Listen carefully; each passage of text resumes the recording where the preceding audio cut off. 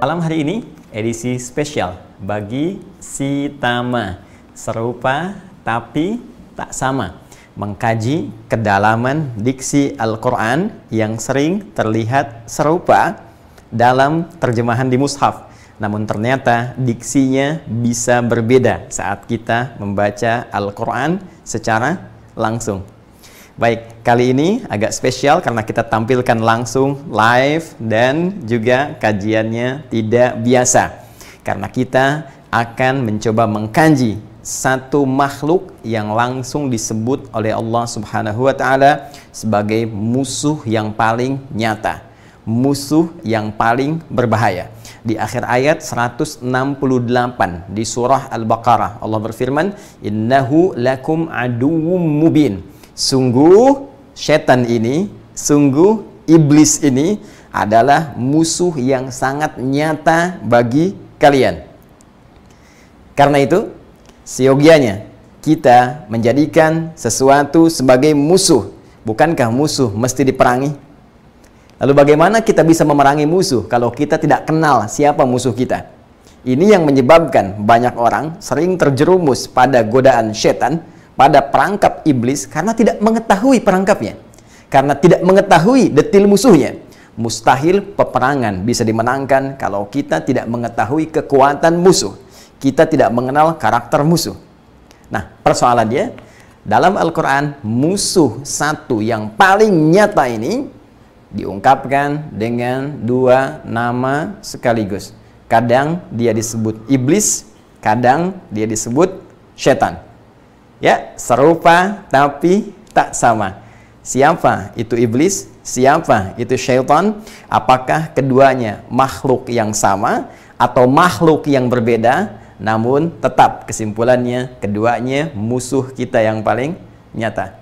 Maka mari tarik nafas sejenak, tenangkan diri kita, fokus, karena ini akan menentukan perjalanan kehidupan kita untuk mengenal siapa makhluk yang menjadi musuh kita yang paling utama, sehingga menghambat perjuangan kita dalam meniti kebahagiaan menuju Allah Subhanahu wa Ta'ala. Baik, kita mulai analisisnya dan kembali kepada surah Al-Quran.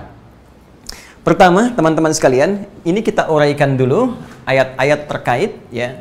Kita mulai kisahnya dengan penciptaan Adam alaihissalam. Quran surah ke-15 ayat ke-28.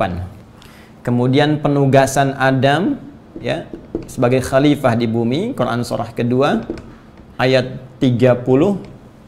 Baru kemudian terkait muncul kisah makhluk yang kita bahas saat ini sebagai musuh yang paling nyata, ya, Quran surah kedua ayat 34. Lantas dia kemudian disebut juga dengan nama lain saat mulai menggoda, Quran surah kedua di ayat ke-36. Apa statement yang ia keluarkan? Quran surah ke-7 ayat ke-12. Kemudian selanjutnya, siapa makhluk ini asalnya? Quran surah ke-18 ayat ke-50. Apa peranan yang ia pernah sampaikan secara langsung kepada Allah sebagai janji yang ia pegang menjadi musuh abadi anak cucu Adam? Kita lihat Quran surah keempat di ayat 118, dan bagaimana kemudian dia berlepas diri saat kita dihisab di akhirat nanti, dan banyak kemudian terjadi kekecewaan besar di kalangan anak cucu Adam yang mengikuti jejak musuh yang paling nyata ini. Quran surah ke-14 di ayat yang ke-22. Nah, ini adalah turunan besar secara general, bahasan umum yang akan kita kaji dalam episode Si Tama, Serupa Tapi Tak Sama, mengenal hakikat iblis dan syaitan. Jelas sampai di sini? Belum kita mulai. Baru kita tuliskan ayatnya, ya. Yuk kita kemudian detil kaji. Mulai dengan Quran surah ke-15 ayat ke-28, Al-Hijr ayat ke-28. Allah berfirman, "Wa idh qala rabbuka lil malaikati inni khaliqum bashara min salsalim min hama'im masnun Fokus baik-baik. Dan ingatlah, pelajarilah, pahamilah, ketika Rabbmu Muhammad SAW menginfokan kepada kalangan malaikat dan sebagian jin yang hadir pada saat itu, bahwa Allah akan mencipta makhluk baru yang bukan malaikat dan bukan jin. Jadi sebelum makhluk ini dicipta, malaikat sudah ada, diciptakan dari cahaya, ini yang pertama. Kemudian jin, ya, diciptakan sebelum makhluk yang ketiga ini. Jin, statement Allah disampaikan langsung di ayat ke-27-nya. Anda bisa cek ayat sebelumnya. Wal janna khalaqnahu min qablu min naris samum. Sedangkan kalangan jin kami ciptakan sebelum makhluk ini, bashar ini, ya, dari bahan yang berbeda, dari materi yang tidak sama, yaitu dari api yang menyala-nyala. Baik, kembalikan. Siapa makhluk ini? Disebut dengan bashar. Kita telah bahas tuntas di edisi Sitama sebelumnya tentang bashar yang disebutkan 35 kali dalam Al-Quran itu. Bukankah itu menjadi satu dari sekian nama yang melekat pada manusia?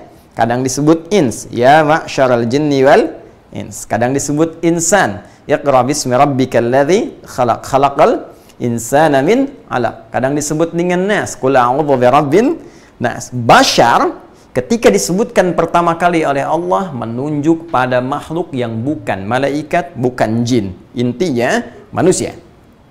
Ingat, intinya manusia.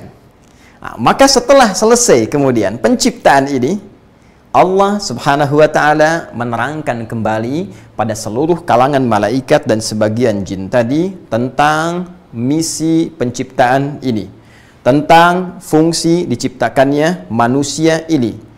Karena mustahil ciptaan Allah sekecil apapun kecuali ada manfaat, ada hikmah, ada fungsi di dalamnya.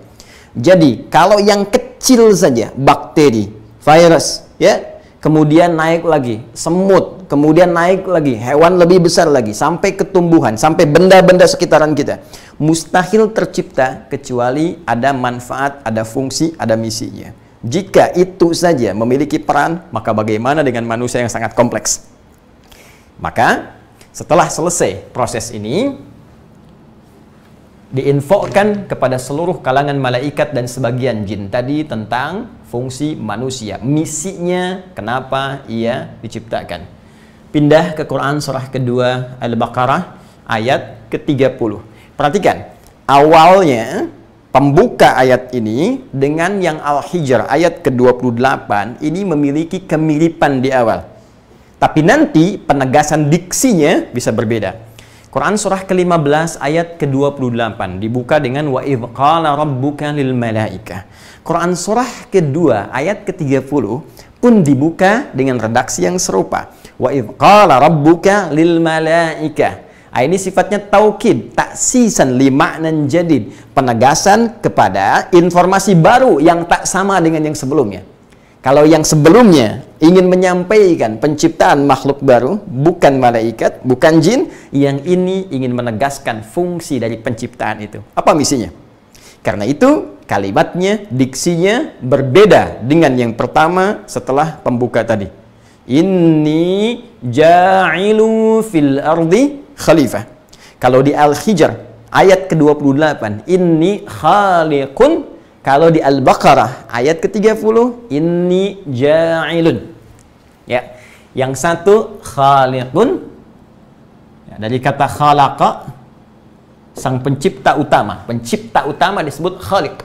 Pencipta tunggal yang tidak ada yang menciptakan, itu khaliq, ya. Karena itu Allah menyebut dirinya dengan khaliq. Ya, karena Allah pencipta utama, yang maha, yang tidak diciptakan, yang menciptakan tak diciptakan. Ya, selebihnya namanya makhluk, yang dicipta makhluk. Penciptaannya khalaqa, ya, khalaqa yakhluqu. Inni khaliq. Fokus. Tercipta makhluknya manusia, bashar, ya, disebut makhluk. Tercipta bashar, maka kembali, ya, hikmah Allah tidak mungkin menjadikan satu makhluk kecuali memiliki peran, fungsi. Maka saat akan memberikan fungsi pada satu benda ya, baik hidup ataupun mati yang telah ada, yang terbuat, tercipta, maka kalimatnya dirubah dari kata khalaqa menjadi ja'ala. Jadikan isim fa'il untuk menunjuk pada subjek, maka menjadi ja'il, ja'ilun. Ini spidol, pena. Apa fungsinya? Ya, untuk menulis, maka saya katakan ini ja'ilunil qalama lil kitabah. Saya jadikan spidol ini, pulpen ini, pena ini untuk menulis. Maka Allah firmankan, aku berikan misi, aku berikan peran kepada makhluk yang baru aku ciptakan ini, bukan kalian malaikat, bukan jin, perannya sebagai khalifah di bumi. Makhluk yang akan saling menggantikan, dari kata khalafa, yakhlifu, khalfan, ya khilafatan, makhluk yang saling menggantikan. Makna pertama. Karena itu ingat baik-baik. Hei, saya Adi Hidayat, Anda teman kita, saya, Anda, kita semua, sepanjang kita manusia hidup sekarang di bumi, maka di antara fitrah kehidupan kita akan saling menggantikan. Kita wafat, anak kita gantikan. Anak kita wafat, cucu kita gantikan. Saling menggantikan satu dengan yang lainnya. Karena itu Al-Quran memberikan pesan kuat kepada kita, bahwa jangan sampai ada satu keluarga meninggalkan generasi yang lemah. Siapkan, karena dia akan menggantikan kita. Dan tantangan di masa depan itu melebihi tantangan yang kita hadapi di masa kini. Itu esensi dari Quran surah keempat ayat yang ke-9. وَلْيَخْشَى الَّذِينَ لَوْ تَرَكُوا مِنْ خَلْفِهِمْ ذُرِّيَّةً ضِعَافًا خَافُوا. Harus khawatir kalau kita nanti tiada meninggalkan generasi yang lemah. Maka baca kembali Quran surah ketiga Ali Imran dari ayat ke-33 sampai ayat ke-37. Ambil contoh langsung. Imran menikah dengan Hannah. Imran bukan nabi, Hannah juga demikian. Melahirkan Maryam. Maryam ketika lahir itu disiapkan supaya lebih baik dari bapak ibunya. Karena itu tidak pernah disebutkan surah Hannah dalam Al-Quran. Maryam disebutkan. Maryam punya keutamaan melebihi ibunya. Ibunya melahirkan anak, menikah dulu dengan Imran. Maryam tidak pernah disentuh oleh laki manapun. Demikian redaksi dalam Al-Quran. Bisa mengandung, melahirkan. Ingat, Maryam bukan nabi, bukan rasul. Tapi disiapkan lebih unggul dibandingkan kedua orang tuanya. Baik, dari Maryam alaihissalam lahir Isa alaihissalam. Al-Masih. Isa ketika dilahirkan, cucunya Imran itu lebih baik, lebih hebat dibandingkan ibunya plus kakek neneknya. Kenapa? Karena tantangan yang dihadapi Nabi Isa alaihissalam akan melebihi tantangan yang dihadapi oleh Maryam, bahkan kakek neneknya Imran dan Hannah. Itu khalifah. Khalifah juga bermakna pembangun, pemakmur yang harus memakmurkan bumi, membangun, menghadirkan manfaat. Karena itu sering saya katakan, kenapa salah satunya kita disebut dengan manusia, diberikan sifat umur, ya, amara ya'muru, mengandung arti sesuatu yang bermanfaat. Dewan Kemakmuran Masjid, ya, dewan kelompok yang mengatur supaya masjidnya bermanfaat. Kalau imam, cari imam yang bagus bacaannya supaya manfaat yang dibaca. Lahir kekhusyuan, bikin kegiatan yang bermanfaat. Kenapa usia kita dalam mengisinya disebut dengan umur? Seakan-akan Allah memberi pesan kepada kita, hei, kalian dari berapa tahun yang aku berikan usia itu? 40 tahun, 50 tahun. Berapa manfaat yang sudah kalian hadirkan? Apakah lisan sudah berkata yang bermanfaat? Mata sudah memandang yang bermanfaat? Demikian, sepanjang hidup di bumi, kerjakan yang benar, kerjakan yang bermanfaat, bangun kesuksesan dan makmurkan setiap tempat yang kita pijak. Siapa yang ditugaskan untuk membawa misi besar ini? Ternyata bukan malaikat, ternyata bukan jin. Malaikat bertanya, ya Allah, kenapa bukan kami? Wa nahnu nusabbihu bihamdika wa nuqaddisu lak. Sedangkan kami terbiasa berzikir, mentasbihkan engkau, memuji engkau, mengkultuskan engkau. Ya qala inni a'lamu ma la ta'lamun. Malaikat, aku lebih tahu dibanding dengan kalian semua tentang hakikat misi ini yang tidak bisa dipikul oleh kebiasaan dan tugas kalian saat ini. Karena menjadi khalifah tidak cukup dengan tasbih saja, tidak cukup dengan tahmid saja, tidak cukup dengan takdis saja. Mesti ada perangkat-perangkat lain yang tidak ditemukan di malaikat, tidak pula di jin, hanya ada di manusia. Saya ingin katakan, kita mesti bersyukur kepada Allah bangga, bersyukur kepada Allah. Karena misi besar ini diamanahkan pada kita. Ya, kalau tidak dipandang luar biasa, mustahil diberikan kepada manusia ini. Ya, namun demikian, kita mesti mengerti bagaimana supaya sukses menghadapi ini, karena tidak mudah menghadapi tantangannya. Maka Allah tunjukkan kepada malaikat, kepada jin, bahwa makhluk ini luar biasa, karena menjadi peran sebagai seorang khalifah butuh modal dasar yang paling utama, yaitu pengetahuan. Quran surah kedua ayat 31. Allah ajarkan semua dasar pengetahuan lengkap yang dibawa sebagai bekal utama saat Adam nanti menjadi khalifah di bumi. Wa 'allama Adam al-asma'a kullaha. Secara singkat, ketika Allah uji, Adam apa ini? Itu ya Allah. Adam apa ini? Itu ya Allah. Sebutkan ini semua. Ini. Malaikat ditanya, tak bisa jawab. Jin ditanya, diam. Kalau friend, tak mungkin. 50-50, tidak ada peluangnya. Diam semuanya. Yang jawab hanya Adam. Maka disinilah kuasa Allah yang ingin menunjukkan bahwa setiap ciptaan Allah itu ada hikmah di luar batas-batas jangkauan pengetahuan makhluk. Maka malaikat diperintahkan, jin diperintahkan untuk sujud hormat. Ingat, bukan sujud penghambaan. Karena dalam diksi Al-Quran, sujud nanti dibagi dua bagian. Satu menunjukkan penghormatan, yang kedua menunjukkan penghambaan. Yang kedua ini tidak boleh dilakukan pada siapapun kecuali hanya kepada Allah Subhanahu wa Ta'ala. Sedangkan bagian pertama, sujud penghormatan, boleh dilakukan sepanjang dibenarkan oleh ketentuan Allah pada aspek-aspek tertentu. Di antaranya sujud malaikat yang diperintahkan oleh Allah kepada Adam, plus juga sujudnya jin pada saat itu. Pindah ke Quran surah kedua ayat ke-34. Wa idh qulna lil malaikati isjudu li Adam fasajadu.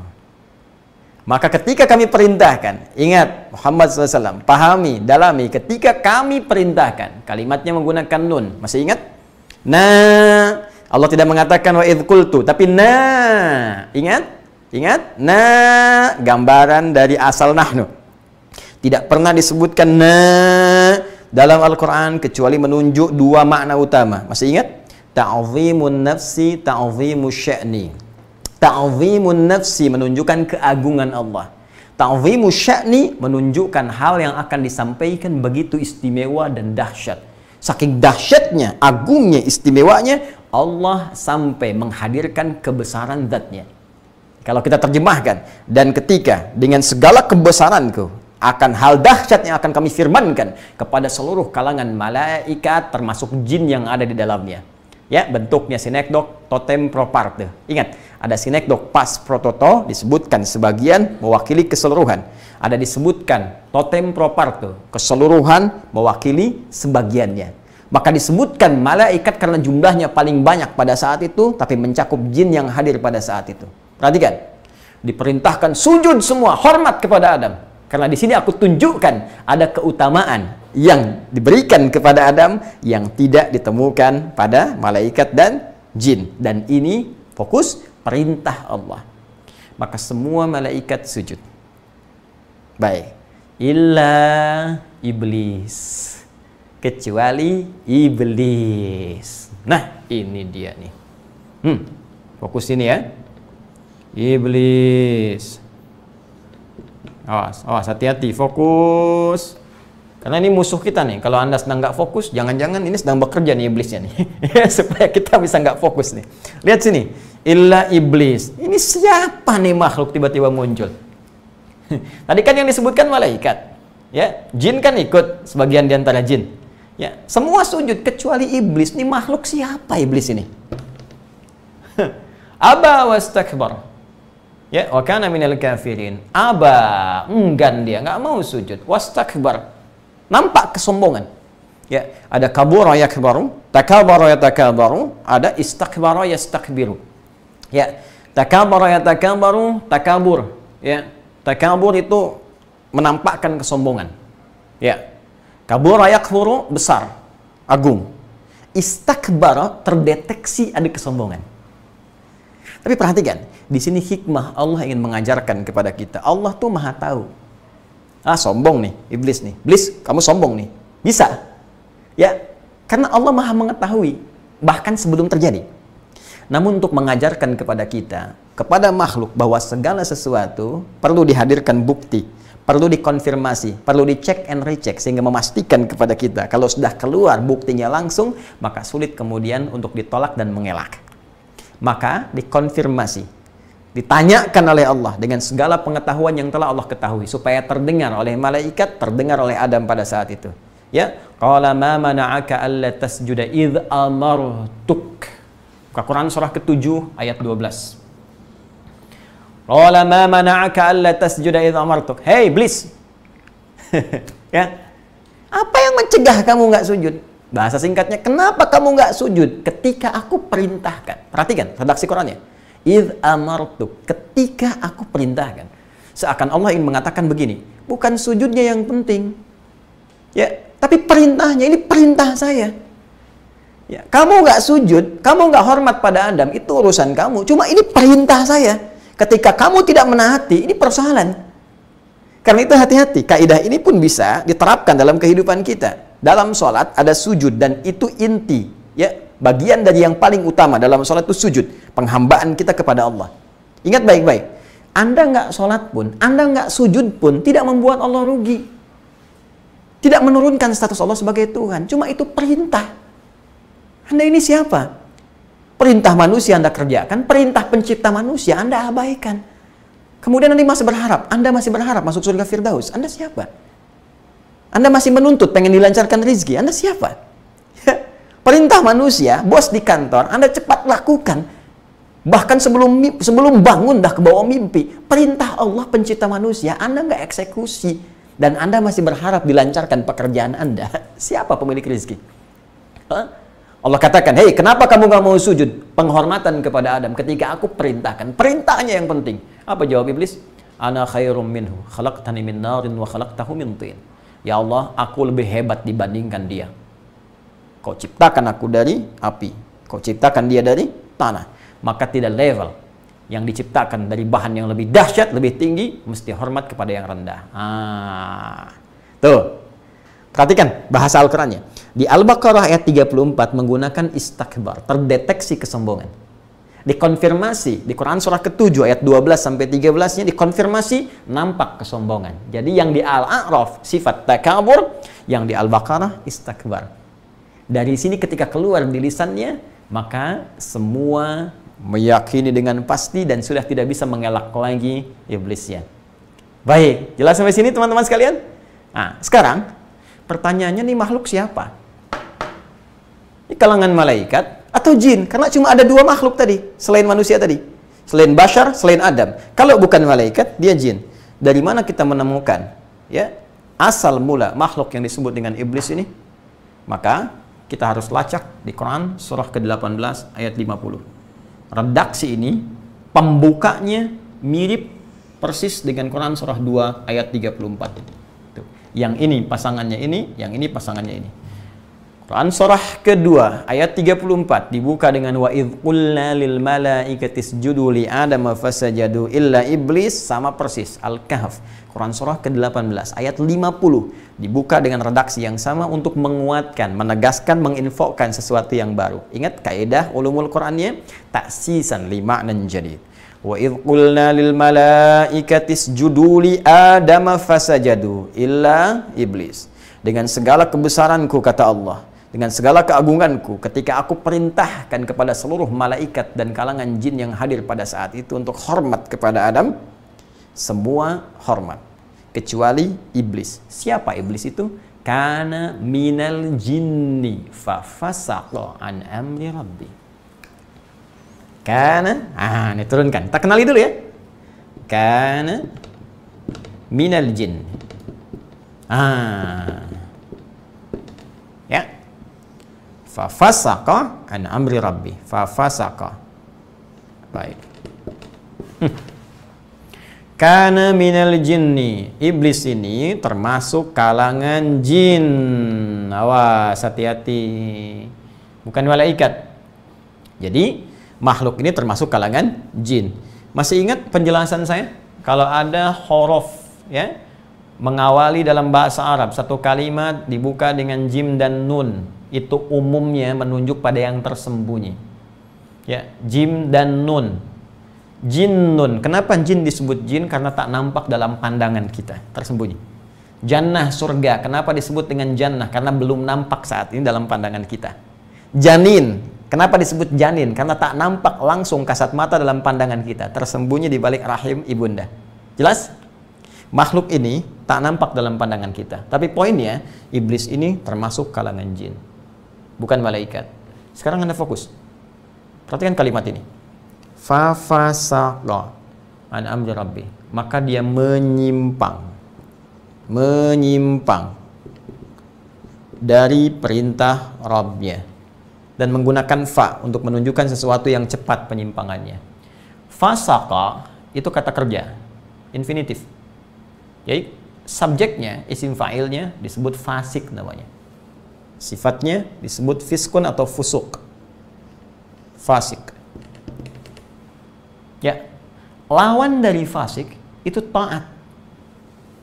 Fasikun ta'in. Sifatnya disebut dengan ta'atun.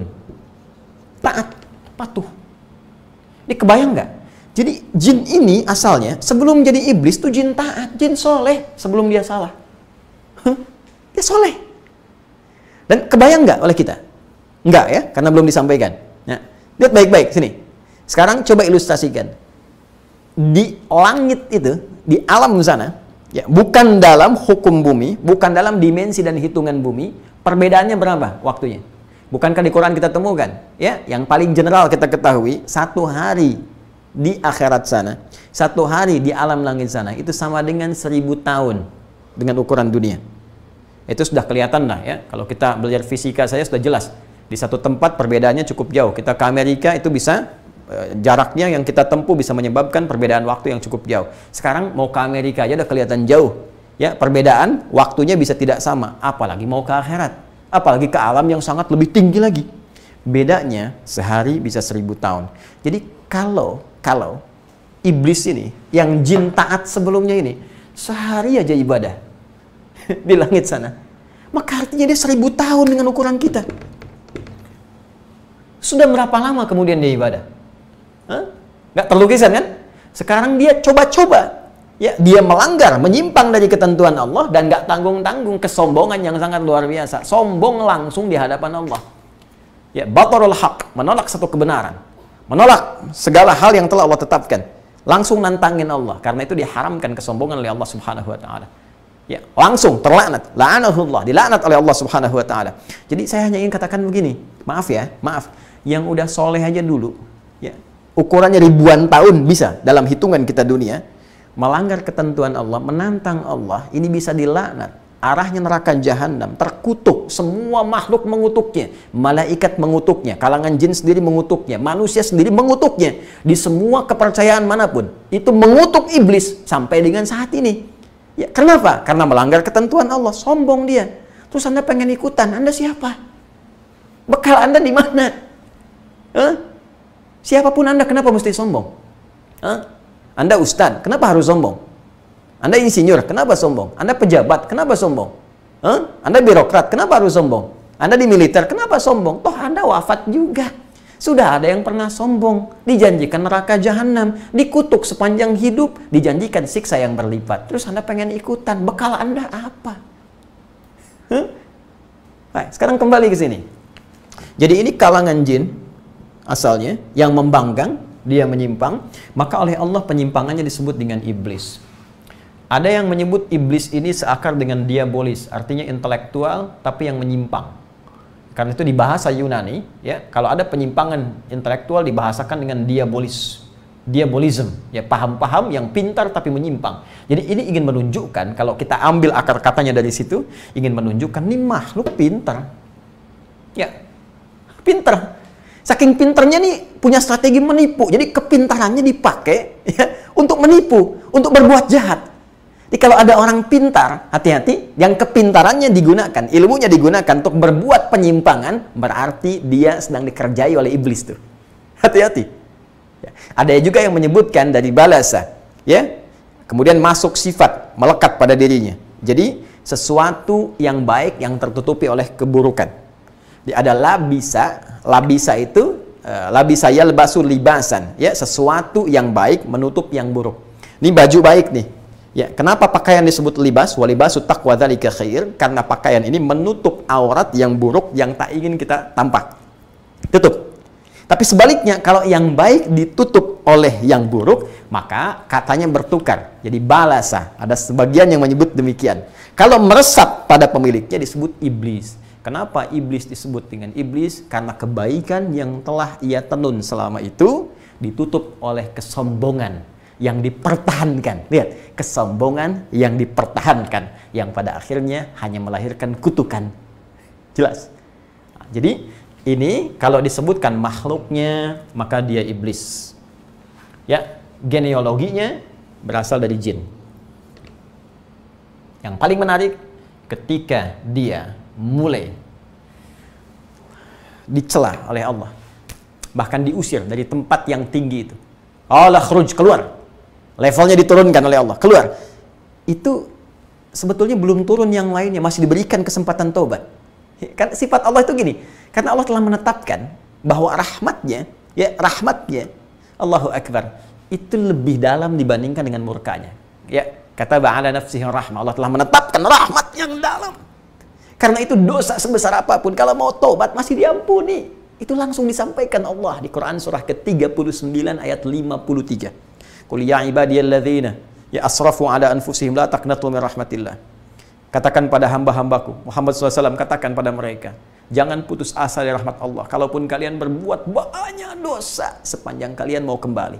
Innallaha yaghfiru dzunuba jami'a. Allah berpeluang mengampuni semua dosa kalau kalian mau taubat. Sifatnya. Cuma tadi ada dasar iblis mempertahankan kesombongan. Alih-alih dia bertobat, dia mengajukan proposal kepada Allah untuk membuktikan kehebatannya. Seakan dia ingin mengatakan begini, ya Allah, aku ingin tunjukkan memang aku ini levelnya tinggi. Ya, bukan apa-apa, bukan gak pengen melanggar perintahmu ya Allah, cuma aku memang pengen tunjukkan aku ini lebih hebat dibanding Adam. Tuh, lihat kata-katanya tuh. Ya, kelihatan seperti benar, padahal salah. Awas tuh. Nah, dan ini diwariskan. Nanti diwariskan. Ada manusia yang mewarisi retorika iblis. Ini bahasa, awas nih, lihat ya kalimatnya. Ada manusia yang mewarisi retorika iblis. Itu di Quran surah ke-2 Al-Baqarah ayat 204. Ya, wa minan nasi may yu'jibuka qawluhu fil hayatid dunya wa yushhidullaha ala ma fi qalbihi wa huwa aladul khisam. Dan Anda akan dapati di antara sebagian manusia kalau berkata retorikanya begitu cantik, kalimatnya menarik. Kadang-kadang bawa ayat-ayat Quran dia potong-potong tuh dan dia bersumpah dengan nama Allah. Kadang-kadang demikian, padahal dia musuh yang paling berbahaya. Kalangan manusia. Tuh, ya. Nanti kita akan lihat ke belakang nanti ya. Kadang-kadang lebih mudah melawan setan dibandingkan manusia yang kesetanan. Ayo bikin quote tuh. Kadang-kadang lebih mudah menaklukkan setan dibandingkan manusia yang kesetanan. Nanti kita lihat bahasannya ya. Kenapa demikian? Yuk, balikin lagi, ya, balikin lagi. Maka ketika itu kemudian Allah ingin tunjukkan, kamu makhluk nih, dikasih kesempatan tobat malah nawarkan. Ya, Allah perintahkan Adam masuk ke surga. Iblis, ya Allah, protes dia, ajukan proposal, beri kesempatan, aku ingin tunjukkan aja. Kata Allah, ya silahkan. Dan Adam pun akan diberikan perisai. Baik, maka kisah itu akan berlanjut ke Al-Baqarah ayat 35 sampai 36. Ayat 35-nya, masuk Adam ke surga, ditemani oleh pasangannya. Wa qulna ya Adam uskun anta wa zaujukal jannah. Silahkan kami firmankan Adam dan pasangan tinggal di surga. Nikmati semuanya. Ya. Wa kulu minha ragadan haitsu syi'tum. Nikmati sepuas-puasnya. Wala taqraba hadhihi syajarah. Tapi jangan dekati pohon yang ini. Ujian. Ini ujian yang ingin memperkenalkan bagaimana nanti tantangan yang akan dihadapi saat menjadi khalifah, karena akan menghadapi tantangan luar biasa dari musuh yang paling utama. Jangan dekati ini. Fatakuna minadh dhalimin, maka kalian berdua akan termasuk kalangan orang-orang zalim. Karena itu sebagian ulama memberikan penafsiran surga ini bukan surga yang akan kita tempati nanti di akhirat kelak. Berbeda. Karena surga ini sifatnya training kepada Adam, Hawa sebelum turun ke bumi untuk memperkenalkan hakikat kehidupan di bumi seperti ini. Ada perintah, ada larangan. Surga kita nanti nggak ada perintah lagi, nggak ada larangan lagi. Jadi jangan pernah bercita-cita pengen tahajud di surga Firdaus, itu terlampau soleh. Nanti nggak ada perintah, nggak ada larangan. Oh kalau gitu masih boleh merokok Ustadz di surga? Oh silahkan, nanti ambil apinya di neraka. Bisa. Ya Allah Ta'ala, yang penting nggak ada larangan. Nanti saat kesana semua nafsu dicabut, segala nikmat, insya Allah dengan rahmat Allah. Semoga Allah berkenan menempatkan kita dalam suasana rahmatnya. Intinya masuk ke situ, muncullah kemudian iblis dengan segala pembuktiannya. Datang mulai menggoda. Ketika menggoda itu secara singkat, perhatikan baik-baik. Makhluk ini jin tertutup oleh kesombongan berubah jadi iblis. Itu untuk dirinya sendiri. Jadi sombongnya yang dia tampakkan persoalannya untuk dirinya. Ketika keburukan itu mulai diwariskan pada orang lain, mulai mengajak orang, maka namanya dirubah oleh Allah dari iblis jadi syaitan. Al-Baqarah ayat 36. Fa'azallahuma syaitanu anha. Maka syaitan mulai menggelincirkan Adam dan Hawa dari surga itu. Nah, ketika mulai menggoda, kita sudah tahu ya apa yang terjadi. Jadi saya tidak perlu kisahkan lagi secara singkat. Digoda Adam dan Hawa melanggar ketentuan Allah. Ketika mulai menggoda disebut apa? Syaitan, digelincirkan. Kalau tergelincir itu jatuh kan? Kalau jatuh itu ke atas ke bawah. Keterlaluan kalau nyebut ke atas, pasti ke bawah. Ke bawah, tergelincir dari atas ke bawah, jatuh turun ke bumi. Dari atas turun ke bawah. Itu yang disebutkan di Quran surah ke-2 ayat ke-38. Wa qulna bitu. Ya, ba'dukum li ba'din. Aduh. Ya. Hei, sekarang kami perintahkan Adam, Hawa semua turun ke bumi. Misi dijalani. Sebelum sampai ke situ, kita kembalikan. Ketika mulai menggoda, disebut apa? Syaitan. Ini fokus. Teman-teman, waktu kita terbatas, fokus betul, jangan hiraukan setan. Ya. Syaitan dari kata syaitana. Syaitana. Tuh. Ajakan yang menjauhkan dari kebaikan, itu syaitana. Ya. Ajakan. Dorongan, ya. Yang menjauhkan dari segala nilai kebaikan.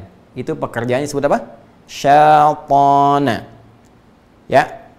Kalau itu melekat pada satu makhluk, maka sifatnya disebut dengan syaitan. Awas beda tuh ya. Melekat kemanapun. Ya, melekat kemanapun. Ini melekat pada jin, maka jin itu disebut syaitan. Melekat pada iblis, maka iblis itu disebut apa? Syaitan. Iblis bagi dirinya yang tertutup dengan keburukan tadi. Begitu dia ngajak orang untuk menjauh dari kebaikan, menjauh dari perintah Allah, maka sifat itu melekat, dia jadi apa? Syaitan. Pun demikian dengan manusia. Kalau Anda mencoba mengajak orang menjauh dari ketentuan Allah, maka saat bersamaan Anda masuk pekerjaan syaitan, sifatnya menempel pada diri Anda menjadi apa? Syaitan. Minal jinnati wan nas, termasuk dari kalangan jin dan manusia. Sebentar lagi Isya, Anda ajak orang alih-alih sholat Isya, Anda ajak ke tempat lain, bahkan maksiat. Maka saat itu Anda sedang menjadi Anda sendiri yang bilang. Ya, hati-hati ya. Baik. Jadi, syaitan ini lebih kepada sifat yang melekat pada makhluk. Sudah mengajak. Ajakan. Ya. Baik halus ataupun yang lain. Ya. Kadang-kadang kalau sudah kasar, itu Nabi celak tuh. Nabi sebut syaitan akhras, setan botak gitu. Ya.